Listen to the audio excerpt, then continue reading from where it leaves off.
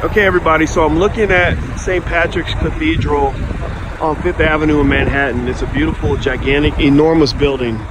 And whenever I see institutions like this, you know, and there's just so many cathedrals like this all around the world, it makes you think about legacy and history, you know. And so I read the background of St. Patrick's Cathedral and how it was built.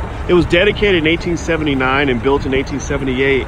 But the actual beginning of the beginning of the building process actually started around 1810. I think the land was purchased in 1810, and the people that ran this cathedral, they experienced severe financial problems. They had severe debt, and at some point it was actually foreclosed upon. At least the property that was here before this one, you know, and so, you know, anyway, it's like the next generation came along and they, you know, built something bigger and better. They had to shut down construction during the Civil War, a devastating time in American history.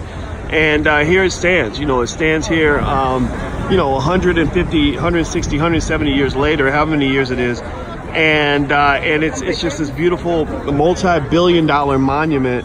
I don't know if you could buy this building for $1 billion, even if it was for sale. I don't know if they sell it for $1 billion. I mean, it's right in the middle of Manhattan and this really expensive property. But, you know, the thing that really inspired me the most actually was the darkest times. I was inspired by the fact that the people who had this vision 100-something years ago went deep in debt. You know, they had financial problems from this vision, and made me think about black people, of course. You know, that's what I think about all the time. And the thing is that sometimes you all have visions now that, you know, that seem sloppy, that don't seem like they're gonna amount to much.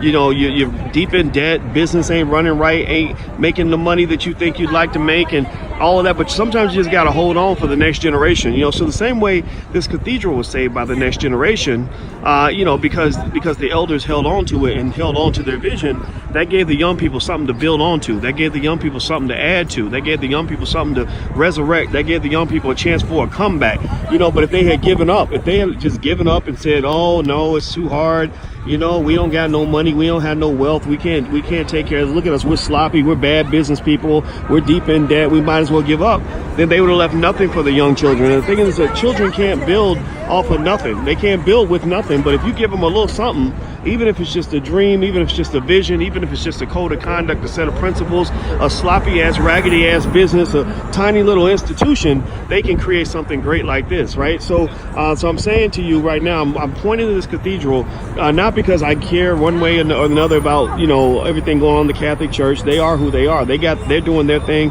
We need to do our thing. So I'm saying to you, what is your vision? What is your dream? What is your institution?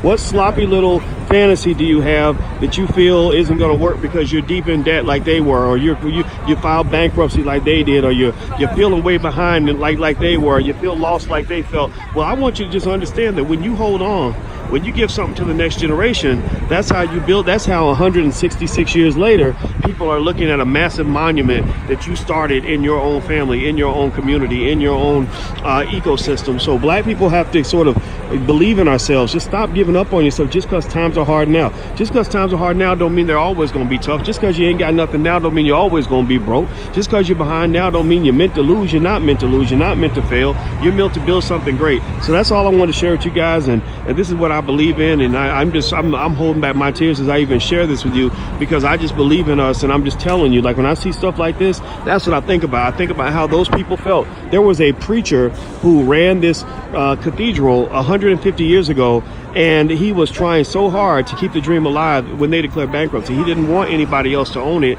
and they got foreclosed on, and they said the stress from the foreclosure killed him. It literally killed him, the stress from the foreclosure. But the next generation came along and they built on what he fought for his whole life. So just because you're fighting now and you feel like you're losing now, that doesn't mean somebody won't come along and win the battle that you started, right? So don't give up on yourself and don't think you got to do it overnight. This is 160 years in the making. And what are we going to do now as black people? What institutions are we going to start and commit ourselves to now, so that 160 years from now, there'll be our great grandchildren can look at something like this. So that's my thought for today. I'm out of here, guys. Hit the thumbs up button and like button and all that stuff if you're watching on on YouTube. I'll see you later.